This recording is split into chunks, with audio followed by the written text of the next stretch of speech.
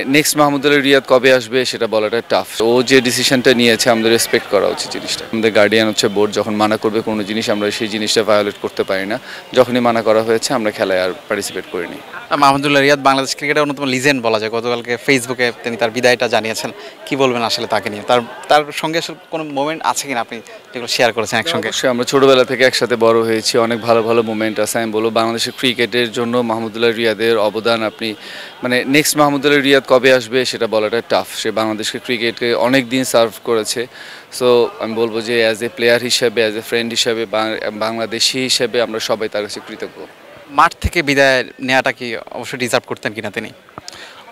আমাদের আসলে এই কালচারটা আসলে এখনো গ্রো আপ হয়নি। সো আমি বলবো যে এটা এমন জিনিস না যে মাঠ থেকে বিদায় নিলে অনেক কিছু হয়ে যাবে বা মাঠ থেকে বিদায় না নিলে অনেক কিছু নষ্ট হয়ে যাবে, জিনিসটা এমন না। সো আমার মনে হয় প্রত্যেকটা প্লেয়ারের ডিসিশন রেসপেক্ট করা উচিত।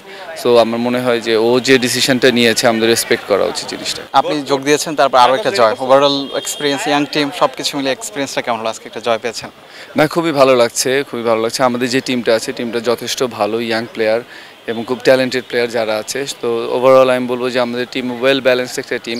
সব ইয়াং প্লেয়ার, সবাই ভালো করার ইচ্ছাটা এদের ভিতরে অনেক বেশি। সো আমরা যদি এভাবে খেলতে থাকি, সুজন ভাই আমাদের টিমের কোচ আছেন, আমাদের টিমের সাথে কিছু সিনিয়র প্লেয়ার আছেন। So young player, senior player মিলে সব কম্বাইন্ড আমি বলবো যে একটা গুড টিম এটা। আপনারা লিজেন্ডস লিগ খেলতে গিয়েছিলেন আসলে, তারপর আবার ফিরেও এসেছেন না খেলে। ব্যাপারটা আসলে টোটাল ব্যাপারটা কেমন ছিল আসলে? না, আমাদের বোর্ড থেকে আমরা খেলতেই গিয়েছিলাম ওখানে। বোর্ড থেকে আমাদেরকে যখন মানা করা হয়েছে, আমাদের গার্ডিয়ান হচ্ছে বোর্ড, যখন মানা করবে কোনো জিনিস আমরা সেই জিনিসটা ভায়োলেট করতে পারি না। যখনই মানা করা হয়েছে আমরা খেলায় আর পার্টিসিপেট করিনি। যখন আসলে গিয়েছেন তখন কি না জেনে গিয়েছেন কিনা ভারতে? আমরা আসলে ব্যাপারটা ওইভাবে অ্যাওয়্যার ছিলাম না যে আমরা আসলে খেলতে পারবো না। যদি জানতাম তাহলে তো আমরা নিশ্চয়ই যেতাম না।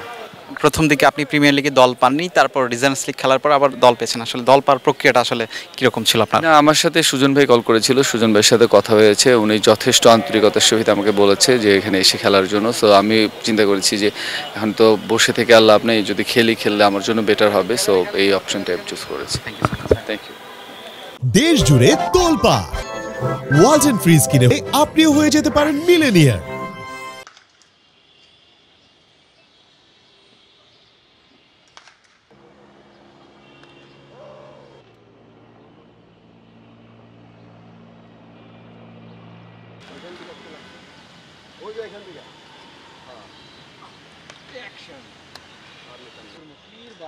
ক্যামেরা ধরুন